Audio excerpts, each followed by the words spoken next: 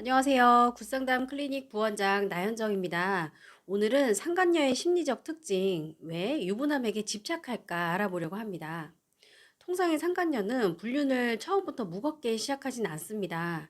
그냥 가볍게 만나보자. 즐거운 관계인데? 어차피 서로 책임질 관계는 아니니까. 이렇게 가벼운 연애처럼 시작하는 경우가 많습니다. 서로 구속할 필요도 없고 필요할 때 만나고 헤어지고 즐거운 시간 보내는 그거면 충분하다고 생각을 합니다. 하지만 시간이 지나면 감정이 바뀌기 시작합니다. 관계가 깊어질수록 내연녀의 감정이 점차 진지해지는데요.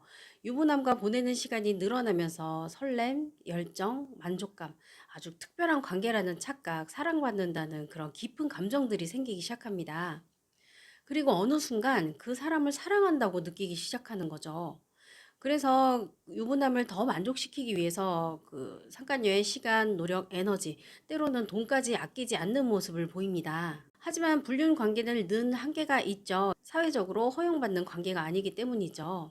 언제나 남의 눈을 피해서 이루어져야 되고 아침까지 함께 있고 싶지만 새벽이 되면 그를 가정으로 돌려보내야 됩니다. 그때 내연녀의 마음속에는 이런 감정이 생기기 시작합니다. 나는 왜 항상 음지에 있어야 하지?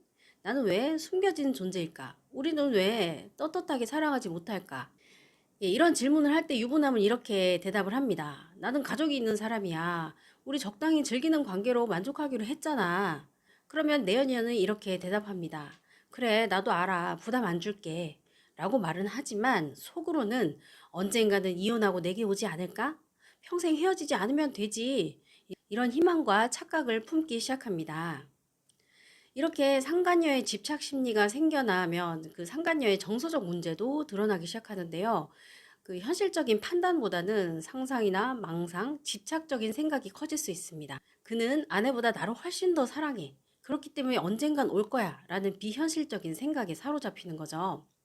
그러면서 동시에 버림받을 것 같다는 두려움이나 상실감에 대한 공포, 또 도덕적으로 느끼는 깊은 죄책감, 양심의 또 문제, 이런 것들로 정서적으로 매우 불안정해지기도 합니다. 어떤 경우에는 우울이나 극단적인 선택, 이런 것들로 유부남을 통제하려고 하는 경우도 있습니다.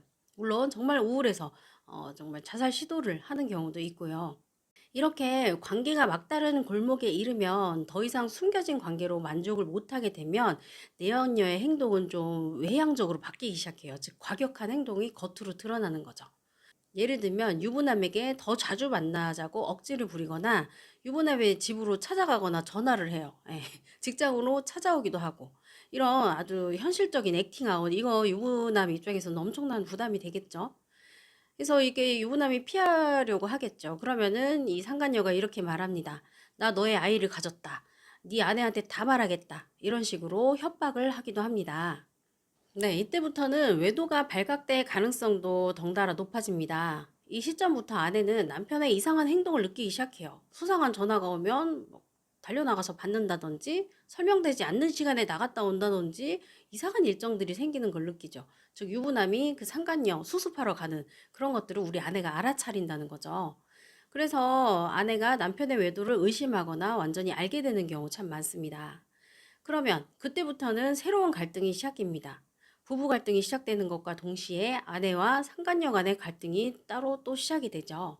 네, 이렇게 일파만파 커질 위험한 외도를 철없는 아이들처럼 아무 생각 없이 시작을 했다면 이제라도 잘 수습하는 자세가 필요하겠죠? 예. 하지만 현실적으로 수습이 쉽지 않습니다. 유부남 입장에서 이 가정을 깨고 싶지 않고 협박당하는 입장이죠. 자기가 죄를 지었으니. 예, 그런 경우에는 우리 상담 전문가를 만나서 상간녀의 집착과 협박을 벗어나는 지혜를 얻어가시길 권합니다.